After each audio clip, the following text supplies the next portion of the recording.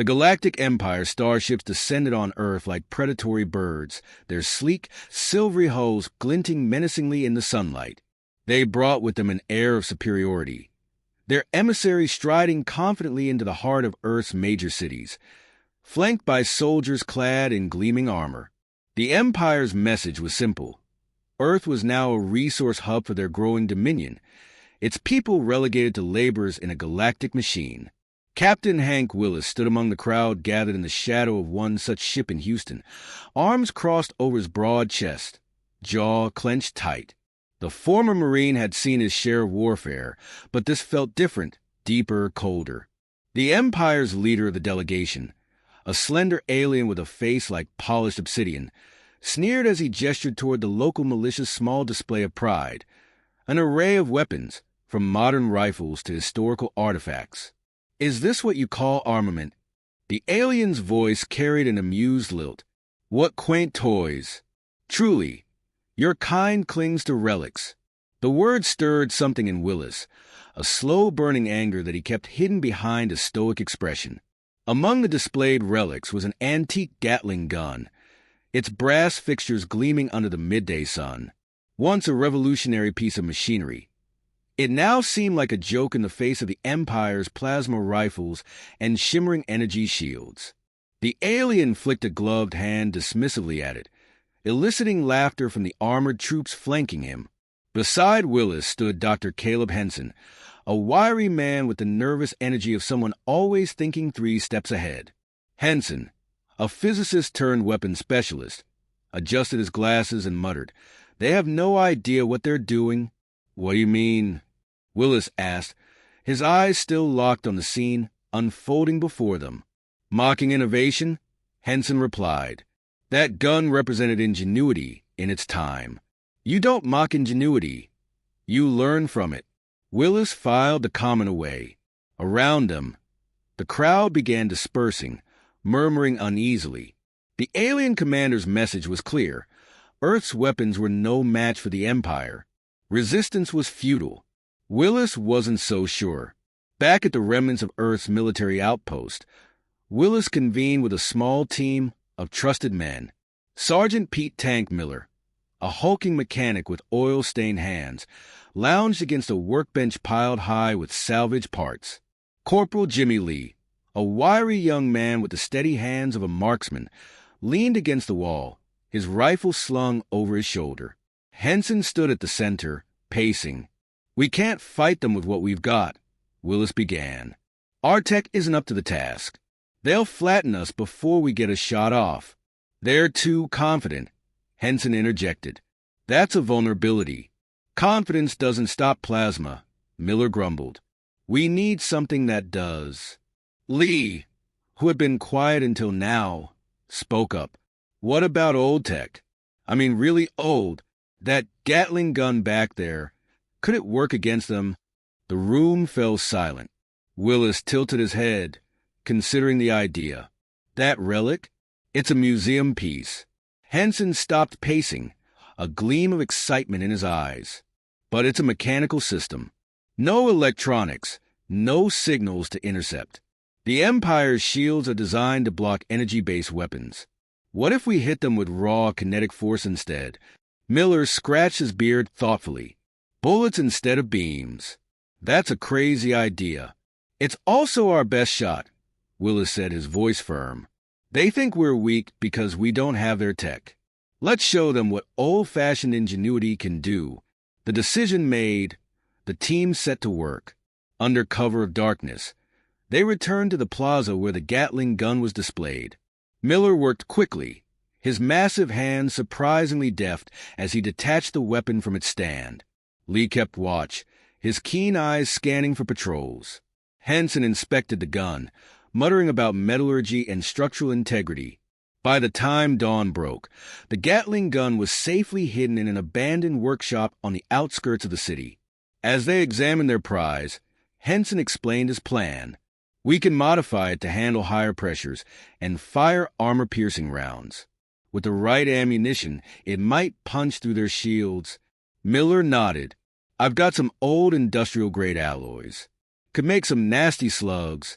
It'll take practice to operate, Lee added, running his fingers over the gun's crank. This thing's got kick. Willis looked at each man in turn. Then we practice, and we make it work. Their first test was rough. The Gatling gun sputtered and jammed, the makeshift rounds misfiring more often than not. But with each failure, the team adapted. Henson fine-tuned the mechanics, Miller refined the ammunition, and Lee grew more adept at handling the weapon's quirks. Willis stood by, his steady presence a source of unspoken encouragement. The breakthrough came during a raid on an Imperial patrol. The team had scouted the area for days, identifying a vulnerable supply line.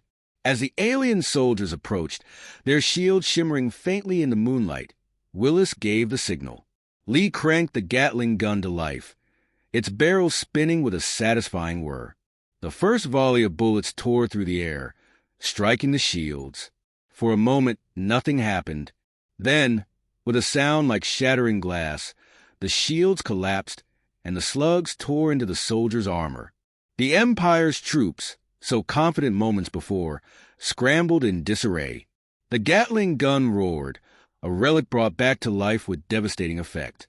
When the dust settled, the patrol lay in ruins. Willis and his team quickly dismantled the weapon, vanishing into the night before reinforcements arrived. Back at the workshop, the team celebrated quietly.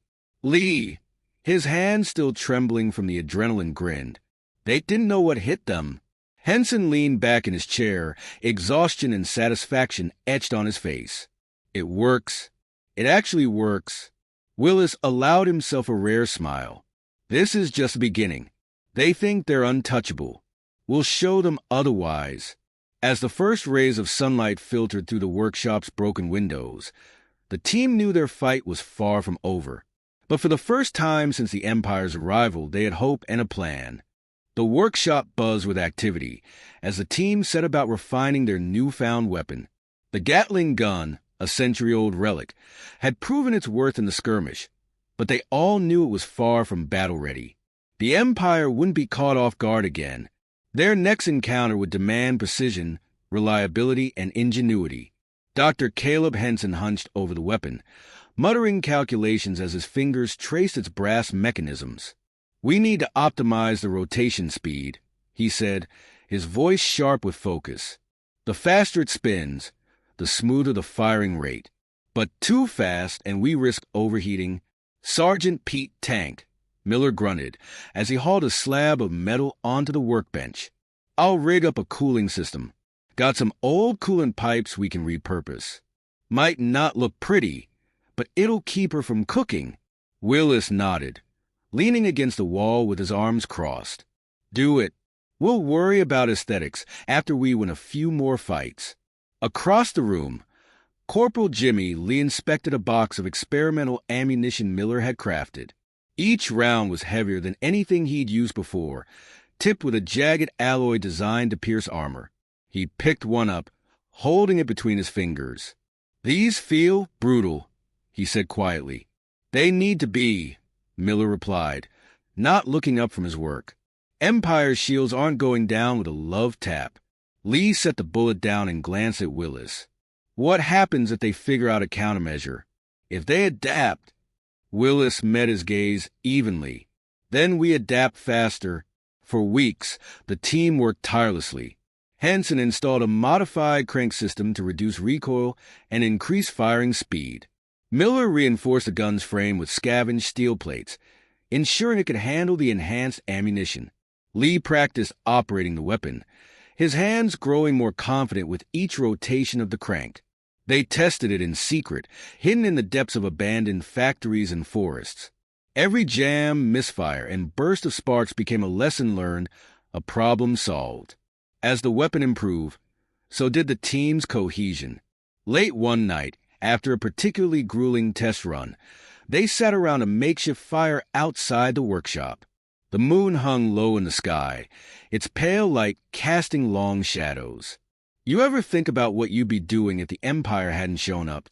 Lee asked, his voice soft but curious. Miller chuckled, stretching out his legs. "Probably still fixing tractors and old pickup trucks." always did like working with my hands. I'd be in a lab somewhere, Henson said, staring into the flames. Tinkering with tech no one cared about. Funny how it takes an invasion to make your work matter. Willis didn't respond immediately. He stared into the distance, his expression unreadable. When he finally spoke, his voice was low but firm.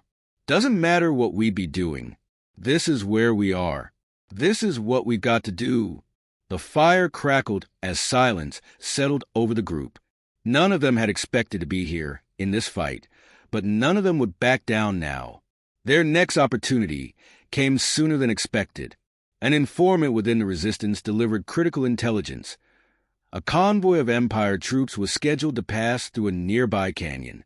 The narrow terrain and limited visibility made it an ideal ambush site. The team prepared meticulously, knowing failure would mean more than their own deaths. It would shatter the fragile morale of the resistance. On the night of the ambush, the air was heavy with anticipation. The team set up the Gatling gun on a rocky ledge overlooking the canyon. Miller and Henson double-checked every component, ensuring the weapon was ready. Lee adjusted his position, his hands steady as they gripped the crank. Willis surveyed the scene, his sharp eyes scanning for any signs of movement. "They'll come in tight formation," Willis said quietly. "Stay focused. No mistakes." The sound of approaching engines echoed through the canyon, a low hum that grew louder with each passing second. Then, the convoy appeared. 3 armored transports flanked by soldiers on hoverbikes. Their shields shimmered faintly in the moonlight, a visible reminder of the Empire's technological superiority. Willis raised his hand, signaling the team to hold. The convoy moved closer, unaware of the danger lurking above. When they reached the center of the canyon, Willis dropped his hand. Now, the Gatling gun roared to life, its barrels spinning in a blur of motion. The first volley of bullets slammed into the lead transport shield. For a moment it held, the air around it rippling with energy. Then, with a sharp crack, the shield shattered and the bullets tore into the vehicle's hull. Flames erupted as the transport exploded, throwing debris in every direction. The soldiers reacted quickly, their plasma rifles lighting up the night as they returned fire. But the Gatling gun was relentless, its heavy rounds punching through shields and armor alike. Lee's hands moved with practiced precision, cranking the weapon as Miller fed ammunition into its chamber. Henson, crouched nearby, caught out adjustments, ensuring every shot counted. The battle was brutal and chaotic, but the team's preparation paid off. By the time the last hoverbike crashed to the ground, the canyon was silent save for the crackle of flames. The convoy had been annihilated. As they dismantled the Gatling gun and prepared to retreat, Willis glanced at the carnage below. "They'll send reinforcements," he said grimly. This was a warning shot. The real fight's still ahead. Lee wiped sweat from his brow, his expression a mix of exhaustion and determination. "Then we'd better keep hitting them where it hurts." Back at the workshop, the team regrouped, their victory tempered by the knowledge of what lay ahead. The Empire would adapt, just as Lee had feared. But for now, they had shown that Earth was not defenseless, that humanity's spirit and ingenuity could not be so easily crushed. Willis looked at his team, pride and resolve in his eyes. "We've got their attention now. Let's make sure they don't forget it." The air was electric with tension as the resistance gathered in the shadow of the Empire's primary landing site. The once pristine plains had been transformed into a fortress bristling with alien technology. Massive ships loomed overhead, their docking bays glowing with the eerie light of energy fields. The Empire had reinforced its garrison, deploying mechs and soldiers in numbers that dwarfed anything Earth had seen before. Captain Hank Willis surveyed the scene through binoculars, his face grim but determined. Behind him, the team stood ready. Dr. Caleb Henson clutched a modified control panel wired into the Gatling gun, his usually restless hands steady for once. Sergeant Pete Tank Miller hefted a pack filled with ammunition, his broad shoulders straining against the weight. Corporal Jimmy Lee adjusted his grip on the weapon's crank, his sharp eyes scanning the terrain. "We've got one shot at this," Willis said, his voice low but firm. "They'll expect an attack, but not like this. If we can take out their supply nodes, we cripple their ability to resupply the fleet." Hansen nodded, his expression tight. "The energy fields around those nodes will hold against standard attacks, but they weren't designed for sustained kinetic fire. If we can get the gun close enough—" "We will," Willis interrupted, cutting off Henson's usual ramble. "Lee, you'll handle the gun. Miller, you keep him supplied. Henson, stay sharp with those modifications." "I'll cover you." Miller grinned. "Just like old times.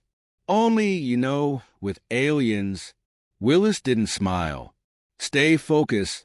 As night fell, the team moved into position under the cover of darkness. The Empire's forces patrolled in tight formations, their helmets glowing faintly in the gloom. Every step forward felt like a gamble, the risk of discovery pressing down on them like a physical weight. But the team's training and preparation paid off. They reached the outer edge of the landing site undetected, setting up the Gatling gun behind a cluster of jagged rocks. Henson knelt beside the weapon, connecting wires and checking circuits. "It's ready," he whispered. "But once we start firing, they'll come down on us hard." Willis nodded. "That's the point. We draw them in, then hit them where it hurts."